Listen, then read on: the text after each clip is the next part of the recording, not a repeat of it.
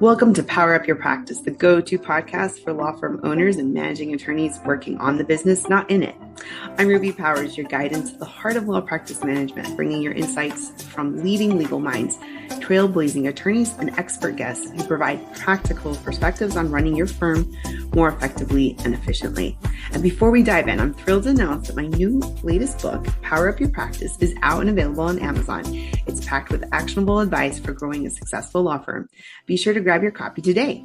And don't forget to subscribe to our newsletter for exclusive tips and resources. And if you're enjoying this podcast, we love your reviews. They help us reach more attorneys like you who are striving to build the practice of their dreams. Prepare to open your mind, be inspired, and power up your practice to the next level. Hi, everyone. This is Ruby Powers, your companion through the ever-evolving landscape of law practice management. And I'm really excited to have Efren Olivares today. He's a lawyer, a leader, an author, and we have mutual friends in common. And I met not at a nonprofit summit not too long ago, and I had heard about him and his book, which I was really excited to get him here today on this podcast. He is the author of My Boy Will Die of Sorrow, a memoir of immigration from the front lines that came out in 2022. So thank you so much for joining us. Tell us a little bit about yourself and let's talk about your book as well. So great to have you. My pleasure, Ruby. Thank you so much for inviting me. It's a pleasure to be here to join you for this conversation. Yeah, so a little bit about me. I am a lawyer, an immigrant, originally from Mexico. I came to the US at the age of 13. I was supposed to go into 8th grade, but I was kept down a grade, so I entered 7th grade when I moved to the US, and I've been trying to catch up ever since. Moved to McAllen, Texas. That's where I arrived, and that's where I went to school, to high school, middle school and high school in Pharr, Texas. And then left for college and law school. Went to Houston to do to big law right after law school, and was there at Fulbright and Jaworski, which is now Norton Rose Fulbright, for about 4 years. I met my wife while I was there in Houston. Then I left big law to go into public interest work, first at an international human rights organization, the Inter-American Commission on Human Rights, and then have been in nonprofit work ever since, first at the Texas Civil Rights Project, and for the last 4 years at the Southern Poverty Law Center.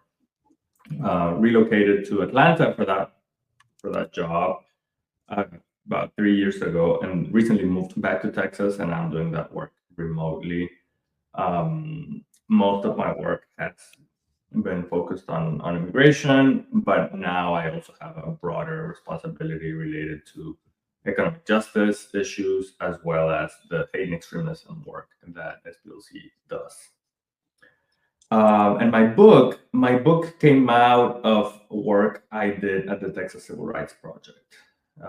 In May of 2018, I received a phone call from a public defender in McAllen, Texas, telling me that her clients, who were individuals prosecuted under 1324 and 1325, the illegal entry statute, were telling her that they had been traveling with a child and they didn't know where their child was. It had been taken from them. He or she had been taken from them, and they didn't know when they were. And the public defender asked me if we could do something about it.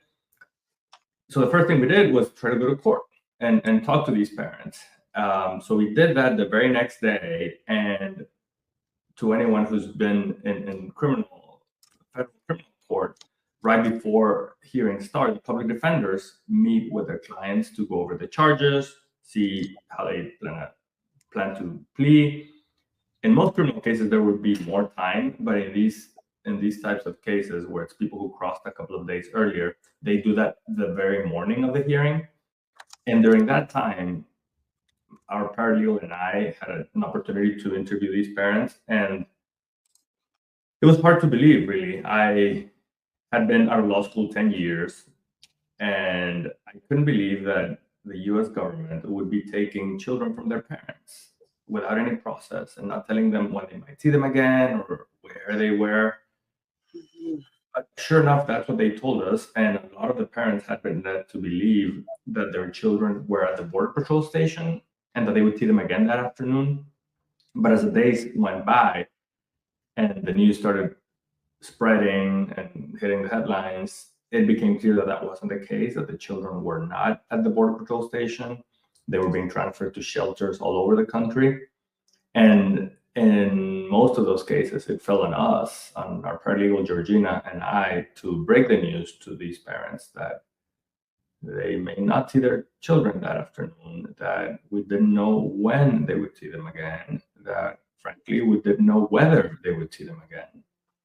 And over the next couple of months, we interviewed hundreds of parents in McAllen alone who had lost their children to this zero tolerance policy from the first Trump administration. And McAllen is one of 19 courthouses along the border that hear these types of cases. So at the time, we had no idea how many of these cases were taking place. But we mobilized quickly, filed with the Inter-American Commission on Human Rights what's called an emergency request for precautionary measures, which allowed us to then frame this crisis as a human rights crisis.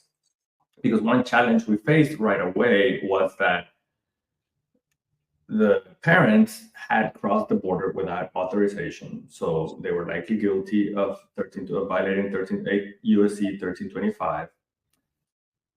And so that's in the criminal context. In the immigration context, also they had no right to stay in the U.S. They were not U.S. citizens. They didn't have a visa. So in those two systems, in the criminal system and the immigration system, it was hard to argue with the policy. But once we framed it in an international human rights way, especially from the perspective of the children who, lost their parent, their mom or their dad, that allowed us to advocate and start putting public pressure against this policy until eventually the president at the time signed an executive order stopping those separations, and that really decreased the number of separations significantly. Didn't end them completely, and we can talk more about that. But that's sort of the genesis of my book, combined also with my own personal experience. As I mentioned a minute ago, I came to the US at age 13. But when I was 9, living in Mexico with my mom and my siblings, my dad moved to the US looking for work by himself, and the rest of us stayed behind. So for the next 4 years, we would see my dad once a month when he could visit us for a weekend or something like that. We couldn't come to the US because we didn't have a visa to do so. And at the time, I didn't think much of that. I didn't think of that as being separated from my father or anything like that. You're 9, 10 years old. That's just life. My friends' parents would, go to work and come back in the evening. My dad just came back 3 weeks later. But with the passage of time, I really have appreciated what that experience meant for me, for my mother, for our family, and how that informed my work and my advocacy on behalf of separated families. So my book is a sort of braided narrative between these two stories. One chapter is about the 2018 zero tolerance crisis. One chapter is about my childhood, and they go back and forth until the two stories sort of merge towards the end.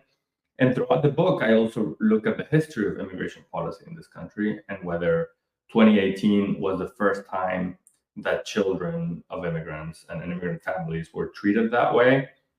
And frankly, somewhat to my surprise, there have been many instances of such treatment of immigrants. It just happened that in 2018, we had cell phones and social media to report on it in real time almost, but our history is replete of instances where immigrants who are not considered white have been treated terribly by the government.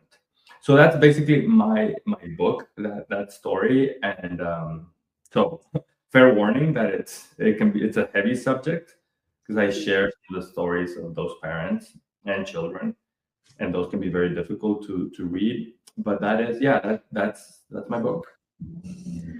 Wow, thank you for sharing that. And definitely we'll put the link in all the notes and make sure people know how to get it.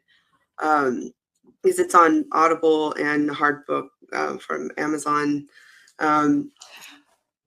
Well, so it's in 2018.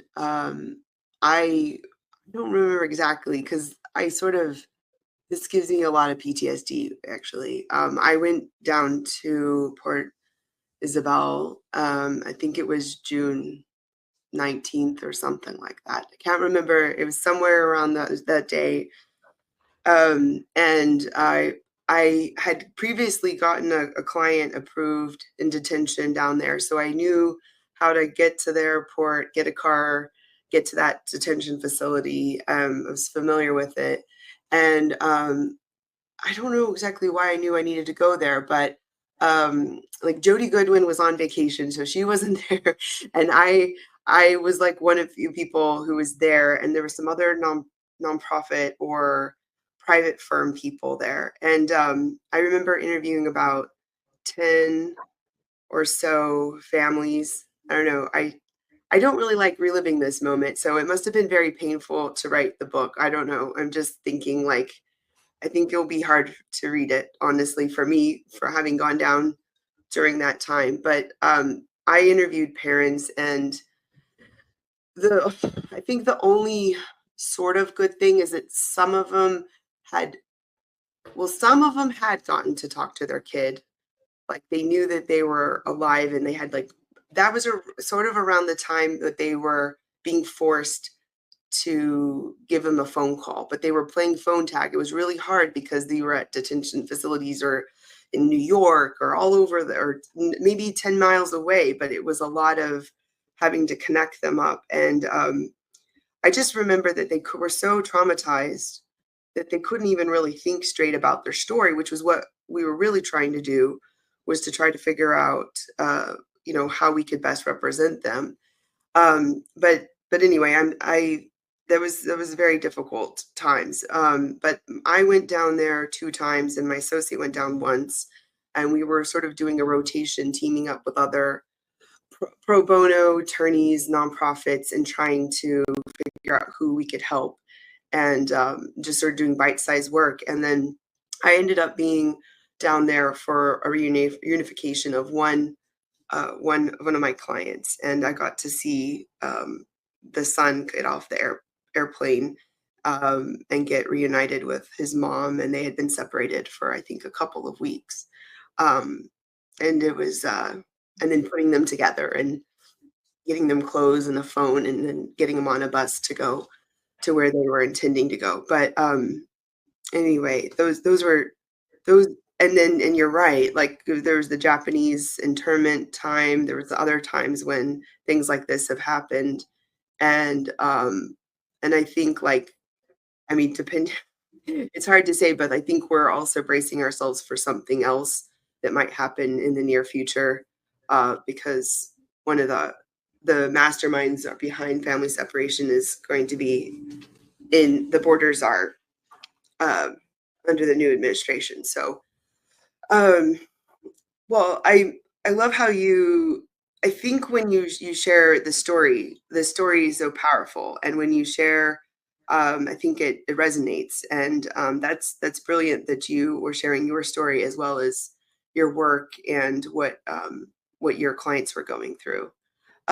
What were how what was the process like in putting the book together?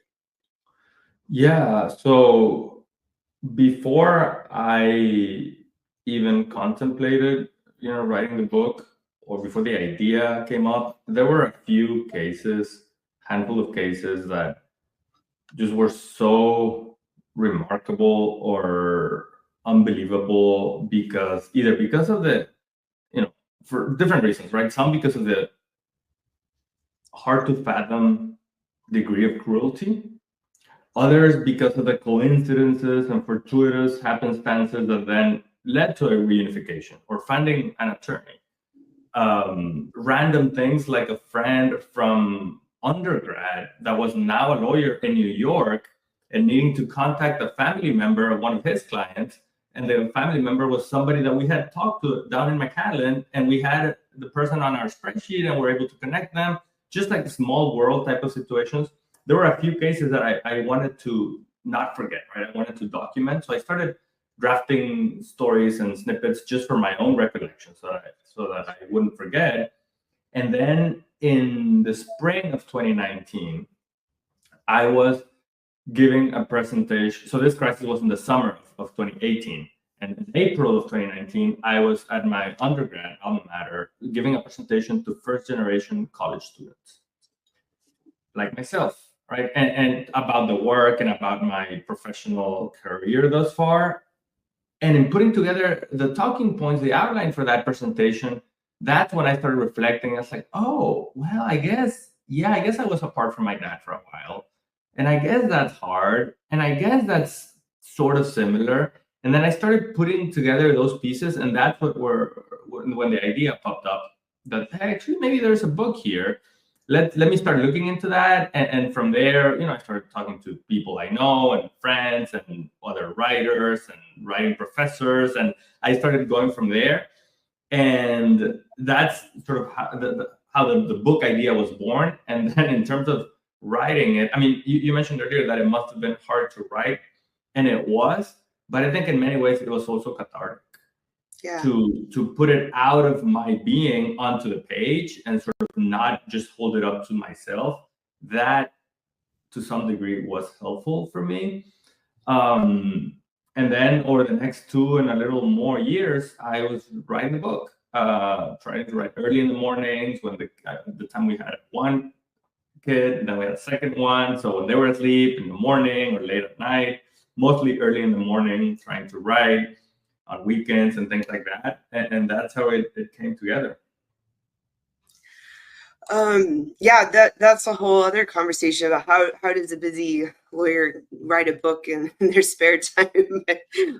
Having just gone through that myself, evenings and weekends, and a lot of the sacrifice of not having some time with family or those types of things. But well, I'm and I sometimes that's right when you're sort of forced to write an article or do a presentation, and then that's really fortuitous of how it was like, and then I know what you mean about like when you're writing, like it really forces you to focus on the issue, and then it makes you want to read other things and talk to other people and think it through, and it is cathartic, and it's a I mean, I think not that many people go through that whole experience because it takes a lot of energy and time. But that's awesome that you did that, and to see those connections. And I'm sure you learned a lot about yourself and connecting the dots of how that's impacted you.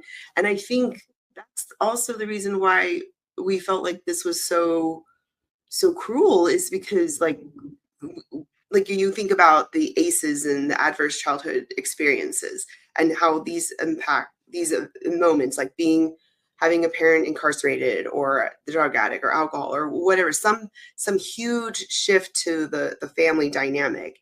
And I think about that. I put it in my book, but because I think about that for my immigrant clients, who a lot of them are asylum seekers or have something, victims of crime, and how that can impact their life long term, and they might not even realize how it sort of creeps into their life and the way they see things.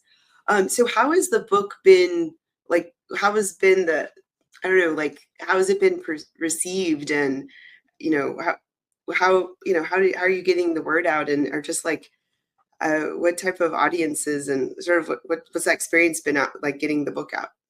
Yeah, it's been fun. It's been like, even though it's very much about the work I do, for a living, it has always felt like a side gig of sorts, right? Like a different side of the brain. So in that way, it's been an escape valve of sorts, because it's like a different project, separate and apart from the actual job. So that I've enjoyed it. I really enjoyed the presentations and conversations about the book. One thing that surprised me at the beginning, I expected that everyone was going to be very interested, or primarily interested, in hearing about the family separation crisis from an inside perspective, right? So what was it like inside the court and talking to the parents? And And the vast majority of the audience, either people who have read the book or have not read the book, gravitate towards the personal story, my own experience. How was that? And anecdotes here and there. And I guess when it's your own life, like you're like, well, it's just my life. It's not like that interesting, right? It's not that remarkable. But there's something universal about that, right? Because we were all children, we were all teenagers, we went through that. So that part of the book has attracted more attention than I anticipated. And now I've come to expect it, right? So when there's a presentation or a book panel, I am more ready for those questions, and I know that those are going to come up. That's one thing. Another piece that's happened is that a lot of people, including colleagues, former colleagues, friends, and random strangers, have pointed out, like, you know what? I never thought about what happened to us as a family separation. But now that I think about it, this visa, we came on a visa and then the paperwork was rejected, and then I couldn't see my mom for 2 years. Or then I didn't see my uncle for 10 years. And it's remarkable how common the separation experience is to the immigrant experience in this country. Migrating, by definition, entails separation from something, right? You leave your home, your community, often your country, but it almost always also includes separation from someone. It may not always be a parent or a child, but it's almost always a close relative, right? A loved one, and then you don't see them for years. Sometimes you never see them again. And that becomes part of one's identity as an immigrant in the US. And I think we don't talk about that enough. So that's been, I don't, perhaps reassuring is the word, to hear that part of the book has connected with a lot of people who have very different backgrounds, right? A former colleague who migrated from Ghana, other friends from Germany and from all over the world who have a separation experience as part of their immigration story or in their family. It's extremely, extremely common. The book has been well received. It was a finalist for the Texas Institute of Letters nonfiction category in 2023. And it also won an award, the International Latino Book Award for Best Book in Nonfiction. So that's been great. So for me, that's icing on the cake. The book is out there, it exists, and I'm thrilled. It's about to come out in Spanish in early 2025. It's fully translated. It's undergoing the editing process. So it should be available. I don't have a date, but hopefully the first quarter, maybe for sure the first half of 2025. And that's exciting, right? I translated it for two reasons: so that my mom could read it, first of all, and she already read the unedited version, and that was neat. And so that the families themselves, right? Most of the kids who are now teenagers now speak English, but many of the parents do not. So I also would love for them to read it if it's not re-traumatizing for them. And get it to a wider audience as well. So that's exciting. I'm looking forward to that in the next, hopefully, few months. But yeah, it's been a fun process, all in all, despite the heaviness of the subject matter. Well, I think that reminds me of a few things. One, like putting words to things that are not said, like sort of these invisible things in life. You're right. As an immigration attorney for 16 years and doing it beforehand as well in other capacity, it is quite common for people to be separated for long periods. We have asylum seekers who've got cases pending 7, 8 years. Sometimes their spouse or child is still abroad. Like I think I push a lot of the family separation stuff deep down in the depths of my brain. So as we've been talking, one of my favorite family separation cases, we helped her get out of detention because she had she needed medical care, and we got her medical care, and we got her out, and we got her reunited, and she's just been sort of a special place. We were able to connect her with a nonprofit to help her kids get reunited under CAMI, and they were flying in through Houston. She lives in New York, and she's like, well, anyway, I'm sorry. can't talk about that case very well. But she she needed help, and she had all these kids. They were all coming in, and she was like, I don't have money for a hotel. I don't know what to do. We have a flight the next morning, like really early. And so I was like, you know what? I'm going to pick you up. I'm going to bring all your kids. We're going to come to my house or my office, and we're going to camp out. And but just thinking about the separation part, about how she hadn't seen those kids for 6 years, and one of them she left when she was 1. And I can't really let that sink in very well, because I have a 11 and a 13-year-old, and to think that I would have not seen them the majority of their life because of this. But I brought my daughter to go to hang out with them, and we made an ice cream buffet, and we took them to HEB. We didn't have much time, and we were like, let's give them some American experience, a Texan experience. And it was just cute to watch them, like even seeing escalators and being afraid of elevators, and just I really wanted my daughter to see, just to see more about the world, and just realize that she has a lot, and trying to see sort of a little bit more about like what I do. And so anyway, I'm really glad to know that she has all of her kids together now. But just, you're right, that separation. And I think that's great that you wrote that story, because I try to not remember most of that stuff, but you got it out, and I'm sure that was very therapeutic, and it's helpful to other people to know. And I think we need to remember the past, and so that it won't be repeated. But anyway, that's it's a very touching. And I think, as advocates, this is storytelling, going back to that point, is so critical. We use it in court, we use it in explaining things to our clients. I think when there's stories in books, I tried to use it as much as I could, even in a law practice management book. I think when those are what resonate. Like, honestly, like, I'll remember all these crazy stories from all the consults and all the cases. I don't really remember their names. But I'll remember the most randomest detail about a case. And I think that's another powerful tool as advocates. And I think we don't really leverage storytelling in as much as we should. Yeah, when you said I don't remember their names, I was reminded that it is, the names start to get confused with the story. So like, was Jose father or the other father?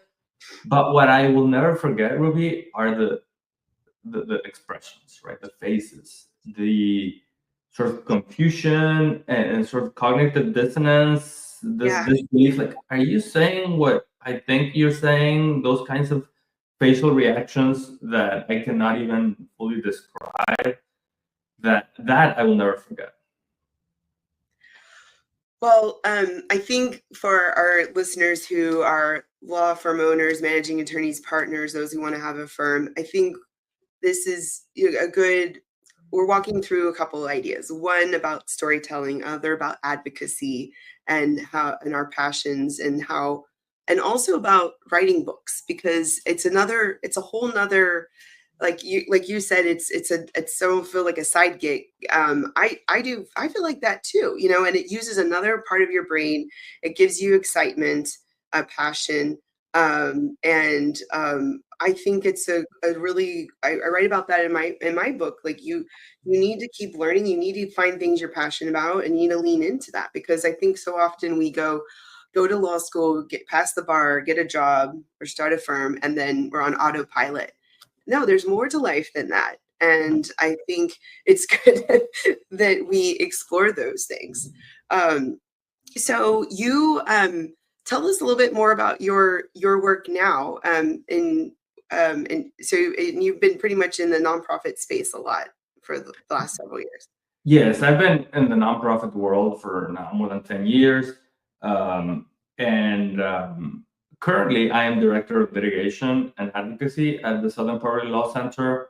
There are two of us, and I'm responsible for issues related to economic justice, hate and extremism, and a little bit still of immigration-related work, particularly the overlap between hate and extremism and immigration. So anti-immigrant hate groups that are, attacking people violently or damaging property, things like that, seeking, legal action to remedy those and get redress for the victims. And I oversee those teams, a total of about 20 lawyers right now, and legal support staff as well, paralegals and investigators. But part of my role is also, so in that capacity, I'm responsible for this litigation, right? Deciding which lawsuits to bring, where claims to bring or not, trying to figure out, is this better brought as an individual case or as a class action? Should we focus on injunctive relief and forego damages to strengthen our likelihood of success? Those kinds of considerations. And also on the advocacy side, to your point earlier about storytelling, sort of being able to share the legal cases in a way that is palatable to the sort of lay person, so that we can convey why this is important work, right? Why it matters, what is the significance of this, whether not talk about necessarily qualified immunity or a 1983 claim, but in fact talk about why this case matters in the broader issue in our society, and what are the things that we're trying to accomplish and why. And I enjoy that a lot, being sort of I almost think of it as an interpreter, right? Like translating the technical legal issues or the status of a case into more accessible language for a wider audience. That reminds me, a question I usually ask guests, which I'm going to ask you eventually, is what's your superpower? And a few people have said synthesizing. Whoa, sorry. That's so crazy. Synthesizing complex data into more simplistic terms, and making it more digestible. And I think that is an important skill, because otherwise people aren't going to understand what you're saying, and being able to know your audience and how to get that message across. And then putting my law practice management hat on, from marketing, to explaining things to prospective clients and things like that. It's necessary. Wow. So I didn't realize you did all that. So federal litigation. All right. Now I know who to go ask questions. I've only dabbled. No, we've been doing it for about a few years, mostly for mandamuses, for cases taking a long time. But that's good to know. Yeah. Well, we've got a few rapid fire questions to ask you, and we went deep in this interview. But I'm glad to have gone alongside with the conversation with you. But what is your favorite board game, and why? Board game. If you don't have a board game. It is chess. We have a 7-year-old, almost 8, and I'm really enjoying teaching them how to play chess. And awesome. It's really fun. I'm enjoying it. I'm not a huge board game person. I don't play tons of games, but chess I enjoy very much. Well, just watch out. They're going to beat you one day. I've seen this play out with my brother and my dad and my son and my husband. But it'll be a good thing, right? Okay, good. Okay, what do you think your superpower is? I get a lot of comments that I'm very diplomatic. So I think a lot of colleagues would say that my superpower is to be able to share difficult things in a very diplomatic way. But what I pride myself in is what we were just talking about a minute ago: this ability to convey complicated, sophisticated legal issues to lay person clients, oftentimes in a different language. I have some clients who, are monolingual Spanish speakers, can read or write, to try to explain them the contours of a protective order and what that means for the documents and information they have to turn over in a case. I feel like that is a significant value add that I bring to my work. because of my bilingualism, my cultural background. So I'm very proud of that. That is so true. Forgot to mention that layer of it, the language. And like if I'm anyway, yeah, that's a whole nother layer of complexity. Okay, so new questions for listeners I've decided to add is, what is a habit of yours that you think has contributed to your success? I have a good one for this. Oh, And good. it is that when I have either a significant decision to make or I'm upset about something and want to respond to that email, to always sleep on it at least one day. Especially if it's late in the day or late in the afternoon, don't make the decision. Don't send the email. Don't respond. If it can wait, sleep on it and do it in the morning. And 9 times out of 10, Ruby, something else pops up, a different framing of the issue. If it's something that I was upset about, calm down and reconsider. And almost always, I at least adjust the course of action, right? It doesn't always change drastically, but I always am grateful that I didn't respond that day so that I can improve it. I highly recommend that. Give yourself, the ability to reset your brain. Just by sleeping, the next morning, you see things a little more clearly. The fog of a full day of things going on clears away, and I find that very, very helpful. I am religious about it. If it can wait until the next morning, I will wait. That's really good advice. I mean, I guess there's a couple expressions like I'm going to sleep on it or I'm going to consult with my pillow. I don't know. I'm really bad at expressions, but I blame that my mom's first language was not English, and so therefore I don't know. Yeah. So, I have the opposite problem, right? And then it's an expression in Spanish, and then I try to say it in English, and it doesn't quite work.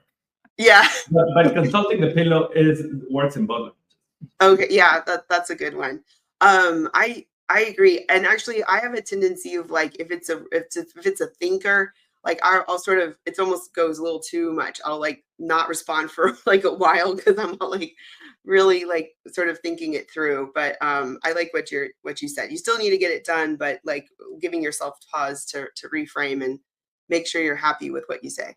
That's a good point. If you wait longer, what I have found that does is that you forget the little details, and what is left is the core of the issue that you're trying to address. So in the moment, there may be a lot of data points that you're considering, but as a couple days go by, those like lose relevance, and you're really left with what is the meaningful thing of this decision or this question that I'm grappling with, and then that makes it easier to tackle, in my experience.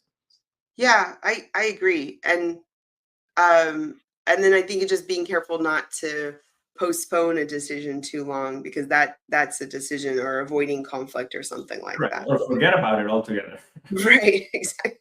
Like even this morning, I was like, I feel like there's some emails I need to send, and I was looking in my drafts and, you know,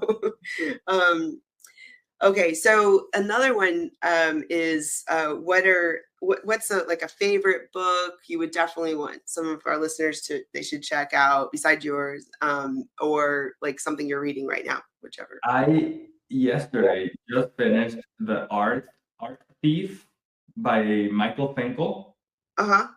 Finkel. It is, I highly recommend it. It's about an art thief, the most prolific art thief in history, a random guy and his girlfriend in France who stole over 250 pieces of art, from paintings to artifacts and everything in between. And most of the thefts, all of them, were during day hours while the museum was open. So I find this genre fascinating. It's, I don't know, the combination of art and beauty and true crime, mystery and thrills. I enjoy that a lot. And it's a true story. The Art Thief. I highly recommend it. How did you hear about it? So I've been fascinated by the genre for a while. So I've read multiple books on the subject. And I just came across this one. Or what is this genre? Like true crime? Art theft. Like art theft. That's a whole genre of It is art theft, nonfiction. It is a genre of books and movies and things. There are some fiction, but I haven't read any fiction on this, just nonfiction. The Isabella Gardner Museum is another famous one. The Man Who Stole Vermeer's. There are a ton of books, but this one is I just finished it last night, so I won't give away any spoilers. Okay. Wow, I didn't even know that was like a genre. But now, because like I went through a whole phase where I read almost like all the major business books, and then my family was like making fun of me because I was just like I would read them on vacation. Like I was like such a dork. And then this other friend of mine and I were like, okay, this is getting boring. Like let's go read something else, because we were business owners and we're like, let's read something else. So then we went like did like more like self care or like energy or other things. And but I've really enjoyed talking to people who like to read, or like whether it's podcast or Audible or whatever, because I think we need to constantly listen to different types of genres, and because it helps us stay on our toes and see the world from a different perspective. And I've learned that from some of my friends. It's like if you do that, then it gives you a whole nother perspective to maybe what you're facing at work or in life. And so that's fun. I learned something new about that. Yeah. Now I want to read it, but I've got like so many books I need to read already. The TBR pile to be read.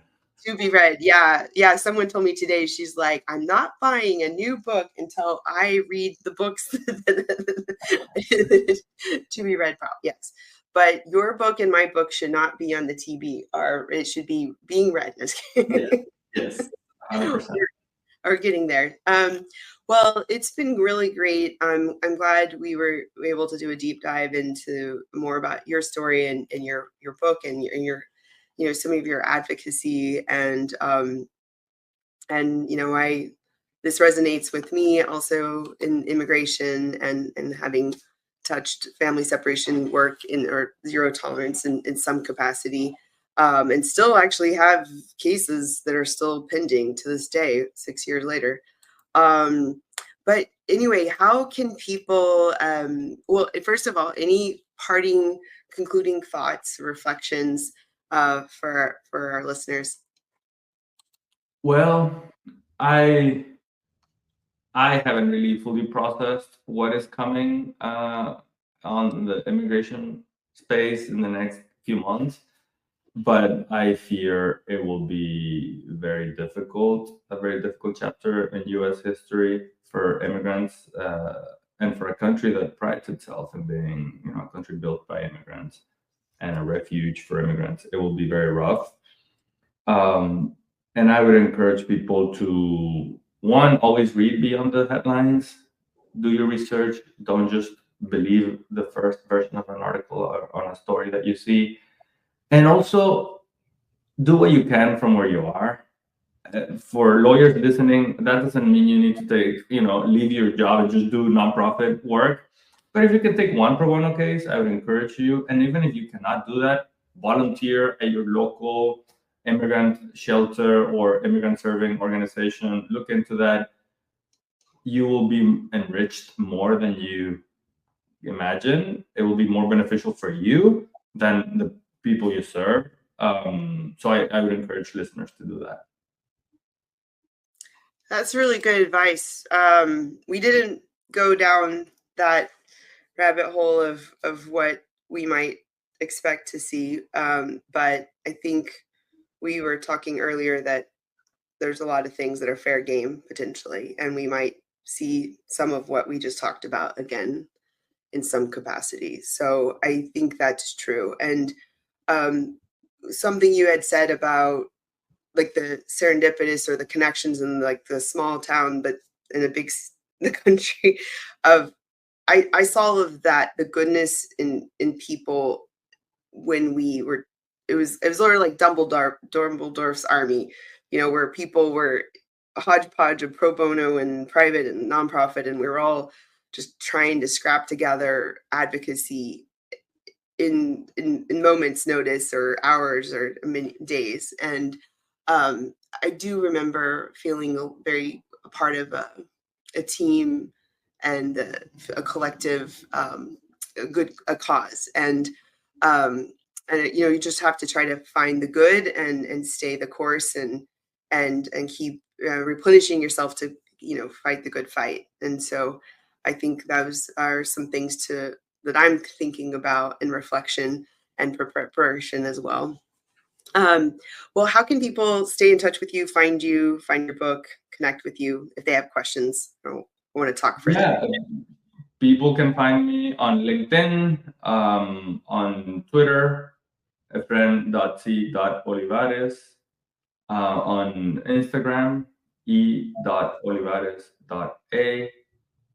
And yeah, I look forward to hearing from people. Awesome. Well, it was really great having you, and love to stay in touch further. Thanks everyone for listening, and definitely check out his book. It's a great journey through his life and his advocacy. Again, that's My Boy Will Die of Sorrow, Memoir of Immigration from the Front Lines. Thanks everyone, and we'll see you next time. Thank you so much. Are you feeling overwhelmed by administrative, marketing, or other legal tasks? Well, you're not alone. Many lawyers are in the same boat. They're trying to build up their firm, and they're trying to figure out how to get help to do so. So that's where Staffy comes in. So over 90 law firm owners, just like you, have turned to Staffy for help with their legal, administrative, marketing, and client-facing work. Staffy's mission is to help lawyers find balance while growing their firm with bilingual virtual staff and full HR support. And they take the hassle out of the team management and focus on what matters most, your clients and your practice. I've personally benefited from multiple staff support with about 8 virtual assistants over the last few years with my 2 businesses, including my law firm, Powered Law Group. Now schedule a free consultation with Staffy. It's stafi.cc, and you can use the code RUBY, that's REBY, for a $500 off coupon.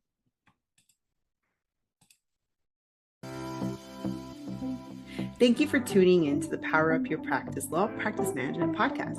I'm your host, Ruby Powers, and it's been a pleasure sharing this time with you. If you've enjoyed this episode, please take a moment to leave us a review, tell someone else about us, and I would love to get this podcast shared with others to reach more listeners like you.